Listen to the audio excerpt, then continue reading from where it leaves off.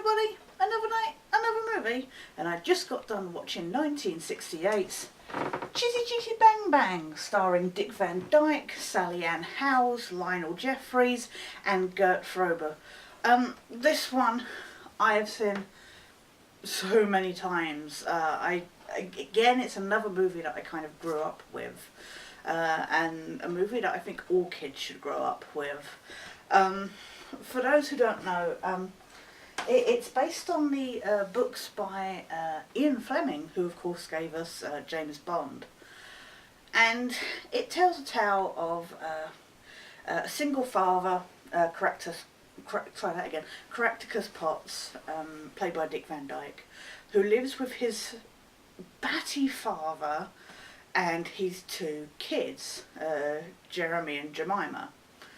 And they play on this car that's at this local garage, which it turns out used to be this really popular, really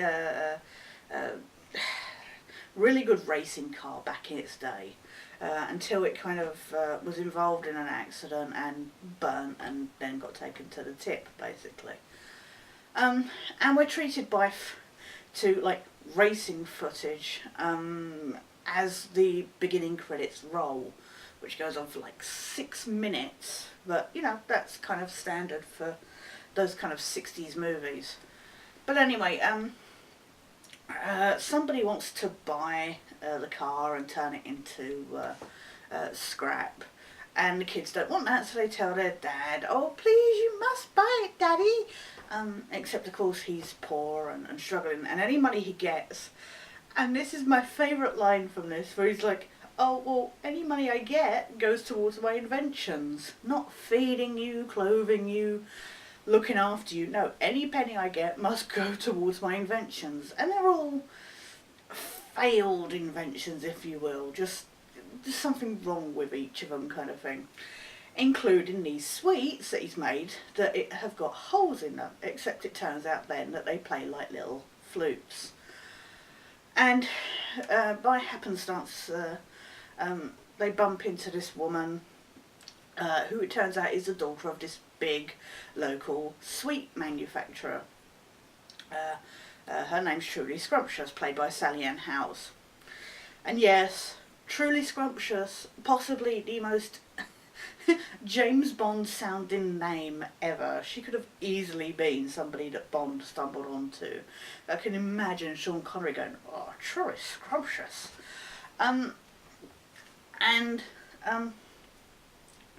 Just so, yeah, and they had this thing, and the kids like to hang out with her and stuff. And then they go to the beach to spend a day out together. And this is through the first hour of the movie. You have the character build up, and I completely missed out the most important bit, is due to essentially stealing a role in a dance act, for which I'll never be able to, I don't think Morris dances have ever been so entertaining. Potts manages to get the money to buy the car, which he then makes up, which becomes Chitty Chitty Bang Bang because of the sound it makes, which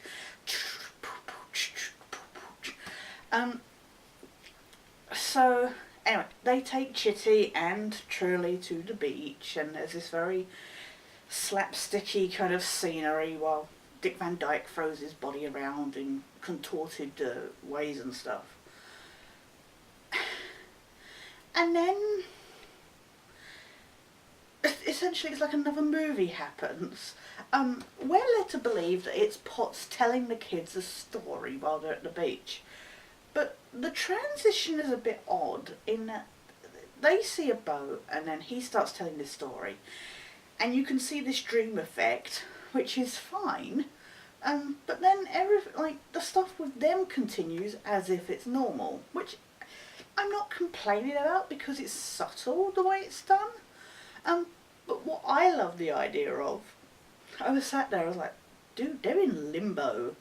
Because you see Potts hit his head while he's sliding out from underneath the car, when Truly starts to talk to him.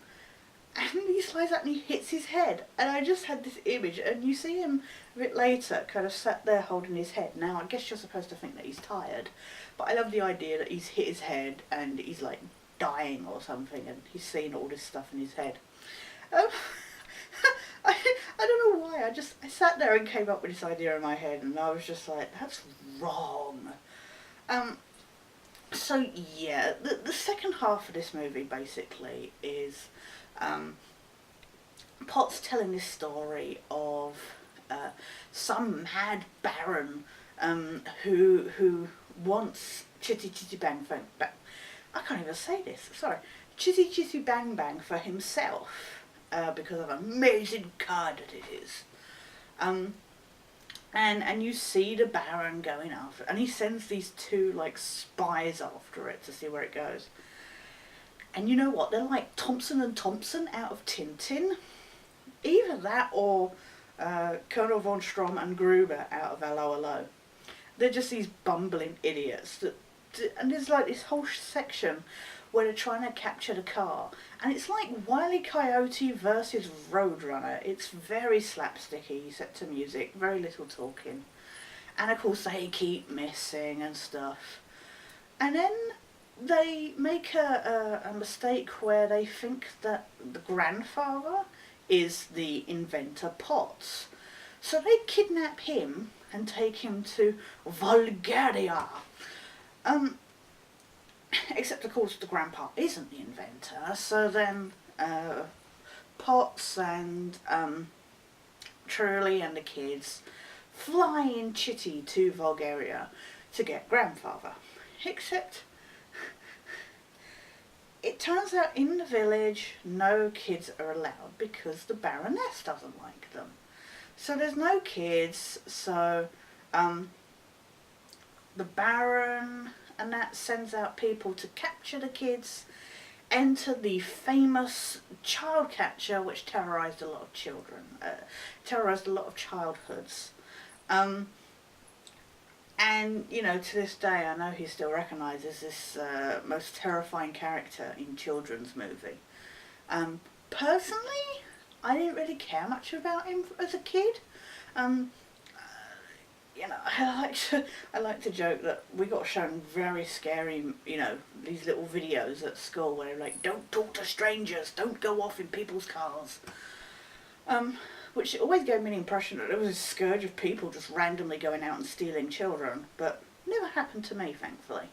But, so, I guess that's more into this movie, because, Potts goes off with this toy maker, played by Benny Hill, and goes to see these kids that have, you know, are all in hiding away from the child catcher and the guards and stuff. And so Potts leaves the children in the capable hands of Truly, who then decides to go looking for food and leaves the kids behind. So the kid catcher comes out and goes, "Oh, children, come buy ice cream, it's all free." And the kids go, of course, run out and they get captured. So then it's a thing for, you know, the toy maker, Potts and Truly to go get the kids. And it's that is basically that they rescue the kids, they rescue Grandpa, and the story ends. And then, so you think it's going to go back to their lives, except there's literally 5 minutes left of the movie in which Potts is all like, "Oh, I can never marry you because, you know, you're rich, I'm poor." He goes back to his house. Her father is there going, "Oh, I'm going to market these whistling sweets for dogs. So you're going to be rich now." So then he goes off to see Truly. He's like, "I'm rich now, we can totally get together." And I'm like, what kind of message is this? Seriously. And that's the end of the movie. I'm just like, okay. So I've rambled on about the plot. And the thing is about this movie is it fascinates me for a kids movie, considering some of the other stuff that we've seen recently. that's been quite short but still managed to tell a long story. This movie goes on for just over 2.25 hours, and it feels it. And they even have, you know, in that old style way, they even have the intermission bit, which cracks me up. They've actually put on this DVD.